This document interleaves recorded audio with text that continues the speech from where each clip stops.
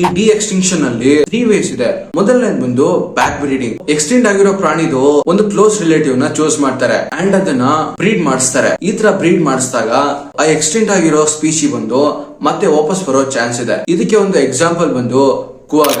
ಅರ್ಧ ನೋಡೋದಕ್ಕೆ ಜೀಬ್ರಾ ತರ ಇರುತ್ತೆ, ಇನ್ನರ್ಧ ನೋಡೋದಕ್ಕೆ ಕುದುರೆ ತರ ಇರುತ್ತೆ. ಈ ಅನಿಮಲ್ ಬಂದು ಸೌತ್ ಆಫ್ರಿಕಾ ಅಲ್ಲಿ ಈ ಕುವಾಗ ಬಂದು ಒಂದು ವೈಲ್ಡ್ ಅನಿಮಲ್ ಆಗಿತ್ತು. 1883 ಅಲ್ಲಿ ಡ್ಯೂ ಟು ದ ಹಂಟಿಂಗ್ ಈ ಕುವಾಗ ಬಂದು ಎಕ್ಸ್ಟೆಂಟ್ ಆಗ್ಬಿಡುತ್ತೆ. 1987 ಅಲ್ಲಿ ಸೈಂಟಿಸ್ಟ್ ಗಳು ಒಂದು ಪ್ರಾಜೆಕ್ಟ್ ನ ಸ್ಟಾರ್ಟ್ ಮಾಡ್ತಾರೆ, ಕುವಾಗ ಪ್ರಾಜೆಕ್ಟ್ ಅಂತ. ಆ ಪ್ರಾಜೆಕ್ಟ್ ಇಂದ ಕುವಾಗನ ವಾಪಸ್ ತರೋದಕ್ಕೆ ಟ್ರೈ ಮಾಡ್ತಾರೆ. ಈ ಪ್ರಾಜೆಕ್ಟ್ ಗೋಸ್ಕರ ಒಂದು ಜೀಬ್ರಾನ ಚೂಸ್ ಮಾಡ್ತಾರೆ. ಆ ಜೀಬ್ರಾ ಬಂದು ಅದ್ರ ಮೈ ಮೇಲೆ ತುಂಬಾ ಕಡಿಮೆ ಸ್ಟ್ರಾಪ್ ಇರಬೇಕು. ಆ ತರ ಜೀಬ್ರಾನ ಚೂಸ್ ಮಾಡಿ ಬ್ರೀಡ್ ಮಾಡೋದಕ್ಕೆ ಸ್ಟಾರ್ಟ್ ಮಾಡ್ತಾರೆ. 20 ಇಯರ್ಸ್ ವರೆಗೂ ಬ್ರೀಡ್ ಮಾಡ್ತಾರೆ ಅಂಡ್ ಥರ್ಡ್ ಜನರೇಷನ್ ಅಲ್ಲಿ ಈ ಜೀಬ್ರಾ ಹುಟ್ಟುತ್ತೆ. ಹೊರಗಿಂದ ನೋಡೋದಕ್ಕೆ ಇದು ಕುವಾಗ ತರನೇ ಇರುತ್ತೆ, ಆದ್ರೆ ಆ ಕುವಾಗಗೆ ಏನೆಲ್ಲ ಕ್ಯಾರೆಕ್ಟರಿಸ್ಟಿಕ್ಸ್ ಇತ್ತು ಅದು ಇದ್ರ ಒಳಗಡೆ ಇದೆಯಾ, ಅದು ಇಲ್ಲಿ ಕ್ವೆಶ್ಚನ್ ಬರೋದು.